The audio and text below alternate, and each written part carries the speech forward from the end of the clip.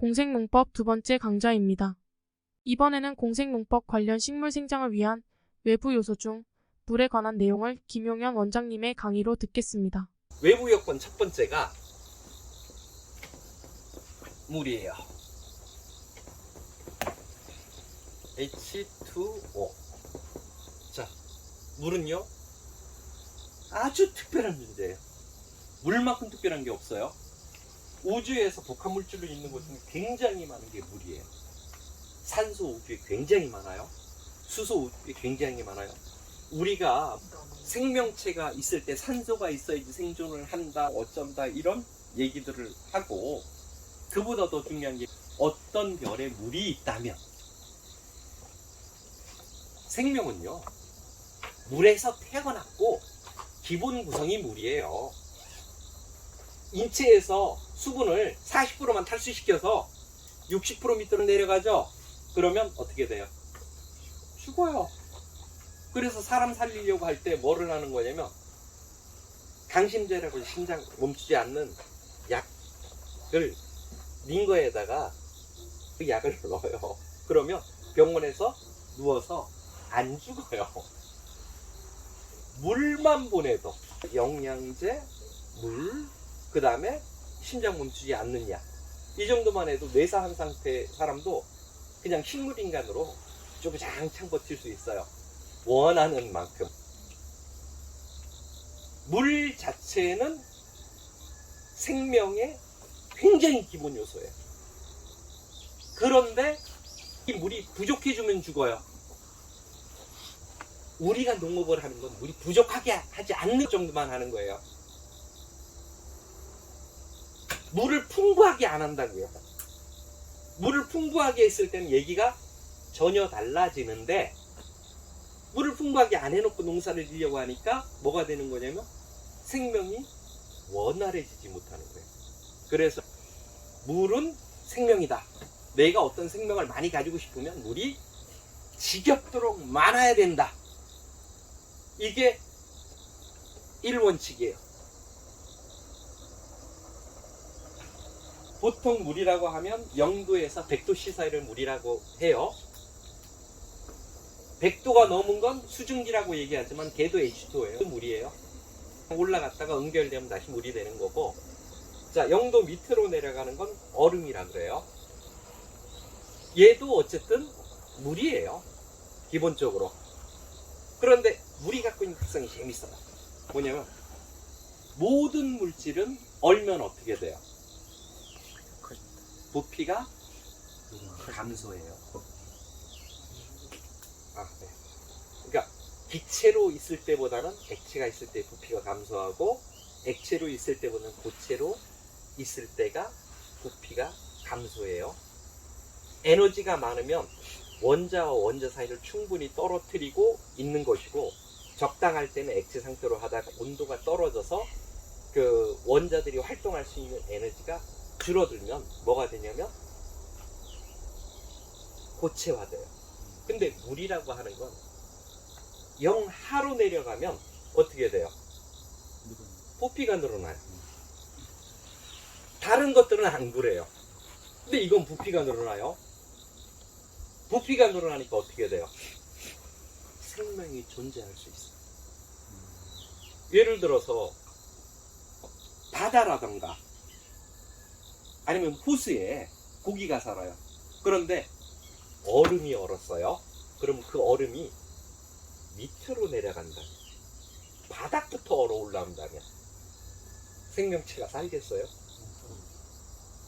위부터 어는 거예요. 부피가 증가하면서 비중이 낮아져서 위부터 얼기 때문에 생명체가 사는 거예요.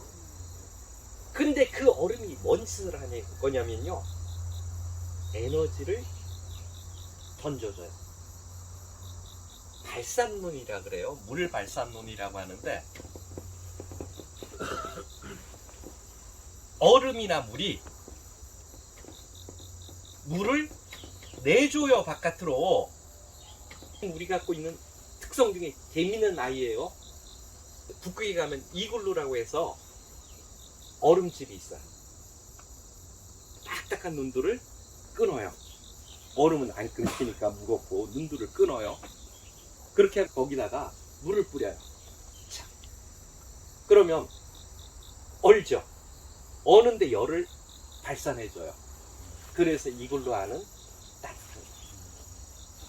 바깥이 추우면 추울수록 얼음이 물이 갖고 있는 에너지를 전달해줘요.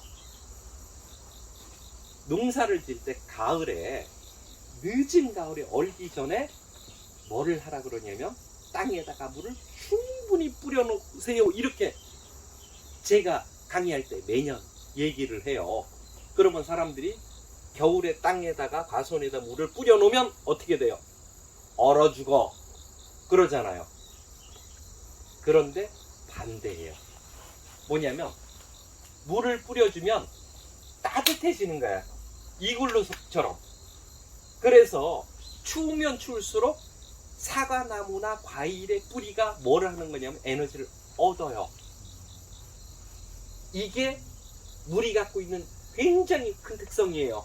안 그러면 뭐가 되냐면 냉기가 들어올 때 뭐를 해버리냐면 몸체로 침투해 조직을 얼려버려요. 부피가 늘어나니까 깨지죠. 그래서 식물들이 북극 쪽으로 간 애들은 무엇을 하는 거냐면 겨울에 되면 물을 빼요. 세포에서.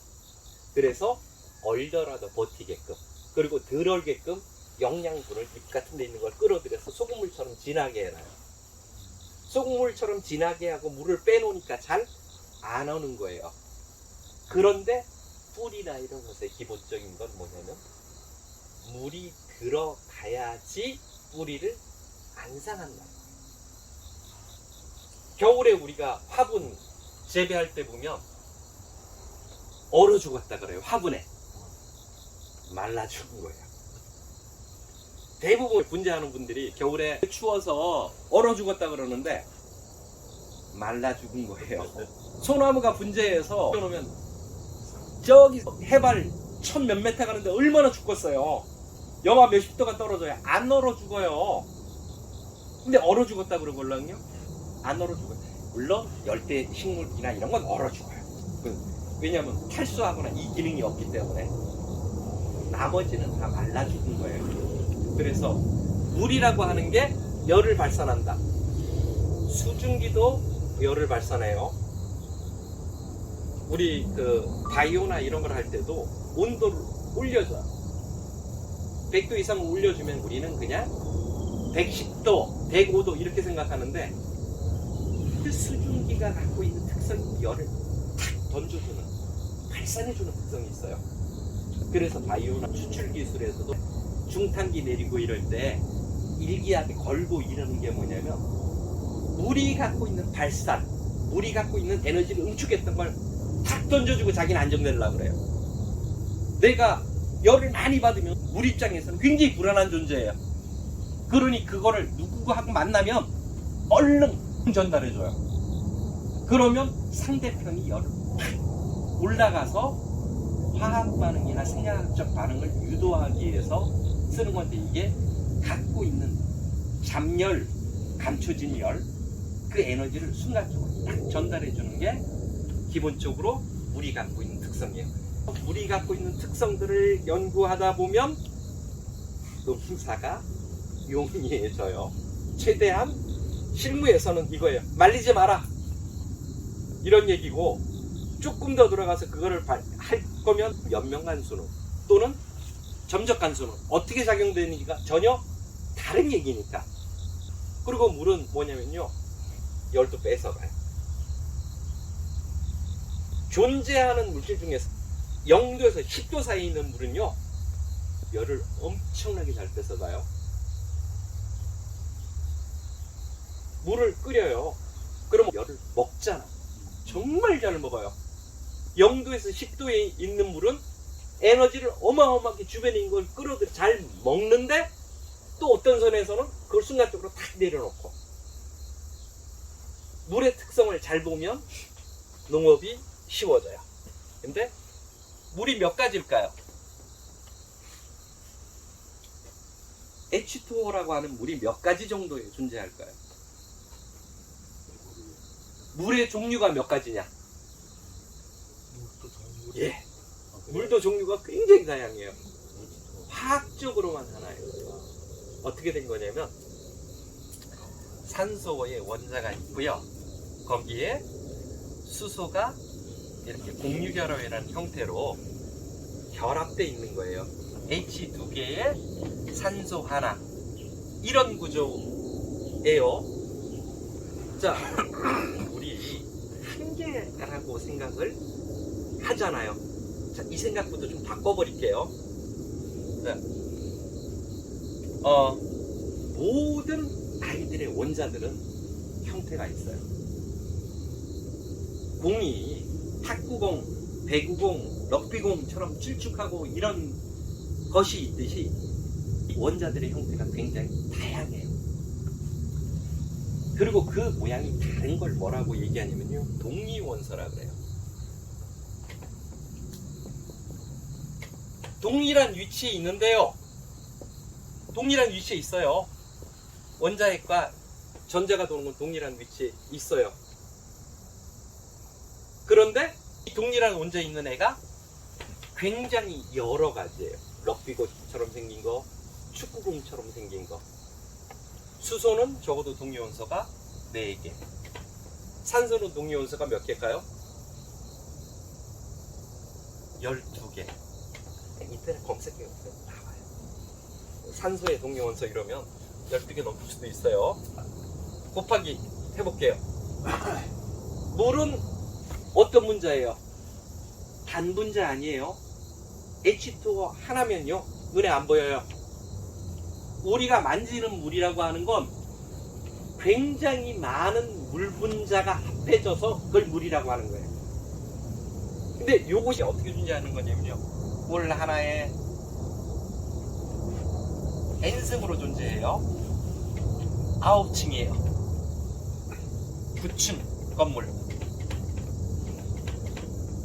여기에 물 분자들이 서로 연결이 돼 있어요. 그러면 또 9층짜리예요. 요것도 각기 존재하는 게 어떻게 되는 거냐면 피라미드형 사각형으로 존재하는 게 있고요. 정 피라미드로 존재하는 것도 있고 직각 피라미드로 존재하는 것도 있어요. 달라요. 그래서 결과로 나오는 게 뭐냐면 얼었을 때 결합이 안 되는 거예요. 탄소처럼 정확하게 육각이면 모양새가 같으면 어떻게 되냐면 에너지가 없어서 보면 부피가 주는 거예요. 근데 물은 어떻게 돼 있는 거냐면 럭비공, 탁구공 이게 막 있으니까 뭐가 되는 거냐면 못 줄어드는 거예요. 그래서 부피가 반대로 늘어나는 게, 물은 특성 자체가 굉장히 다양해요. 그래서 이게 삼각형이냐 직사각형이냐 이 형태가 한 서너 가지 돼요. 그러면 4 곱하기 12 곱하기 3 정도가 물의 개수예요. 물의 종류예요.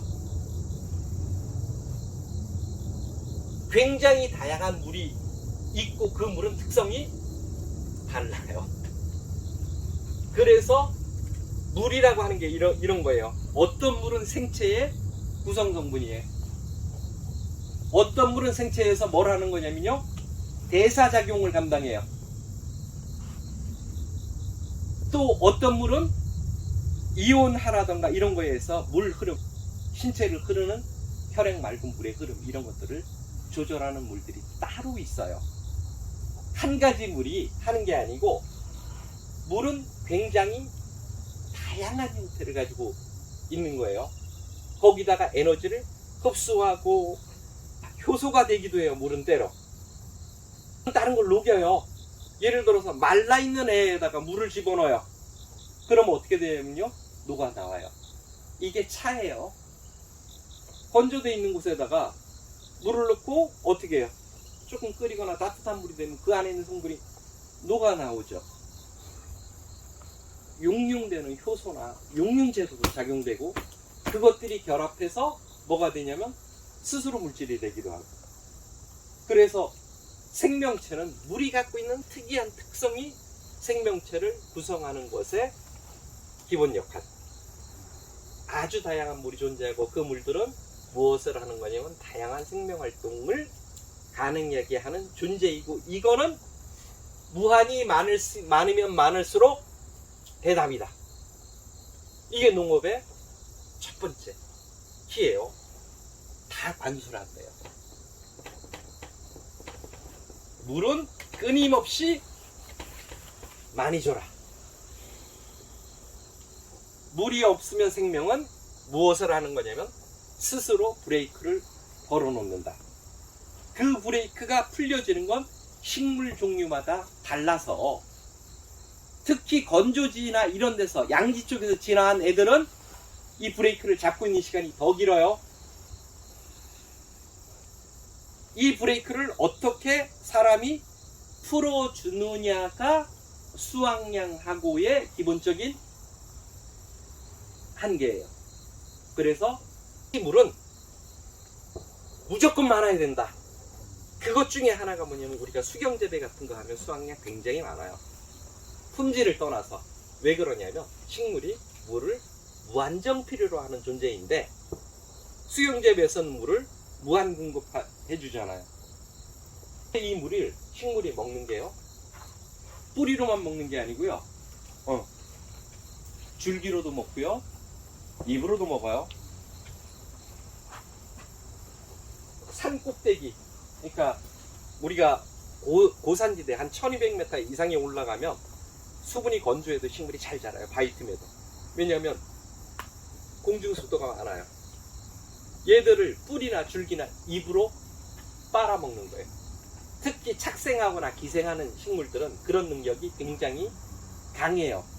그래서 지나가는 물을 포집해서 기공이나 이런 걸로도, 기공 같은 게 뭐냐면 물이 빠지는 곳으로만, 공기가 빠지는 곳으로만 생각하잖아요.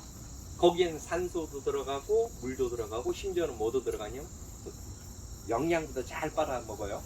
그래서 우리가 뭐를 하는 거냐면 연면식이라고 해서 나무가 자랄 때 거기에다가 영양제라던가 이런 걸 넣어서 함께 뿌려주는 부분을 연면식이라고 해요.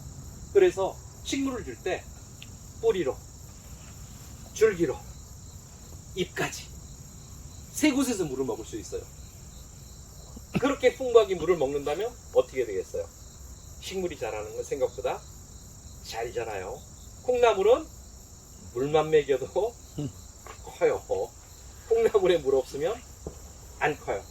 그래서 내가 키우는 작물한테 물을 어떤 방식으로 얼마큼 줄 수 있느냐, 그것을 풍부하게 주는 곳을 논이라고 하고,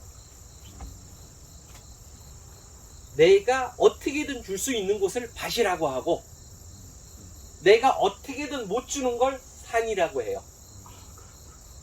그래서 산에서 내가 물을 끌고 오면 뭐가 되는 거냐면 밭인 거예요. 그래서 내 산에 물이 나오는 양이 무엇을 결정하냐면 내가 농사를 지을 수 있는 면적. 갔는데 산인데 샘이 펑펑펑 솟거나 계곡수가 많이 흘러요. 그러면 그 산은 잘 삽니다. 산을 살아갈 때 물부터 와야 돼요. 경관 보면 안 돼. 물론 경관도 중요해. 근데 제일 중요한 건 물이라는 요소를 내가 구할 수 있느냐 없느냐가 농업에서. 지금 이 하우스에다가 내가 스프링클러가 장치했다가 이제 다 걷어냈어요. 왜 그러냐면 게을러져요. 스프링클러가 있으면 3분이면 죽을라. 그러면 거미줄도 제거하고 뭐하고 식물을 못 보게 돼요. 그래서 제거하고 오롯이 땀으로 물을 주고 있는데 그게 좋아요. 식물을 관찰하거나 이런 부분에서. 그래서 내가 특정 식물을 갖고 장난을 하기도 해요. 너는 내가 하루에 2번, 3번 뿌려줄게. 너는 좀 잘 커봐. 그러면요, 식물마다 뿌려주는 횟수에 따라서 며칠 있으면 딱 커지고, 이게 명확해요. 프로그램 되어 있는 거예요. 유전자의 98%. 그러니까 농업은 2%의 생리작용을, 그러니까 몸을 만드는 건 유전자의 2%밖에 안 된다 그랬잖아요. 자꾸 여기에 의존하는 거예요. 지금 농업이 98%의 지금까지 수억 년 동안 프로그램 돼 있던 애를 내가 어떻게 움직여줄 수 있느냐, 잠자는 유전자를 얼마큼 깨워내느냐가 농업이라는 부분이에요. 그래서 그 부분을 잘 인식을 하면 농사가 용이해져요. 그 물에 대한 것들은 좀 뒤져봐요. 그게 증가돼서 뭐냐면 물 제품들 많잖아요.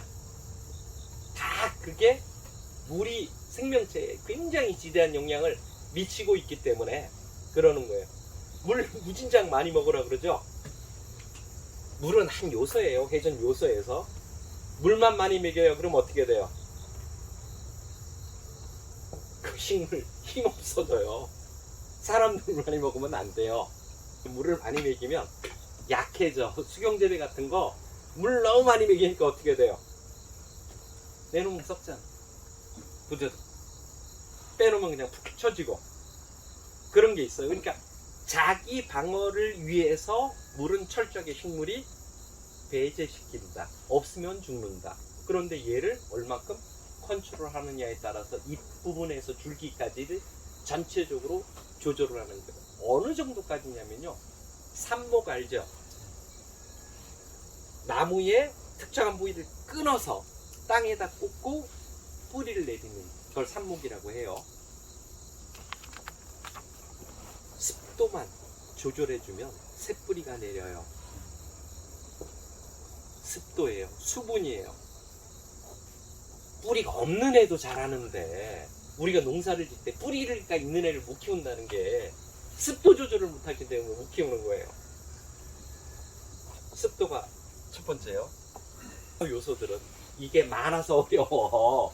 이 요소가 단순하게 한두 가지면 물만 주면 농사 돼 그러면 얼마나 좋겠어요. 공생농법 중 식물이 생장할 때 필요한 외부 요소 중 첫 번째로 물에 관한 김용현 원장님의 강의를 모두 마치겠습니다.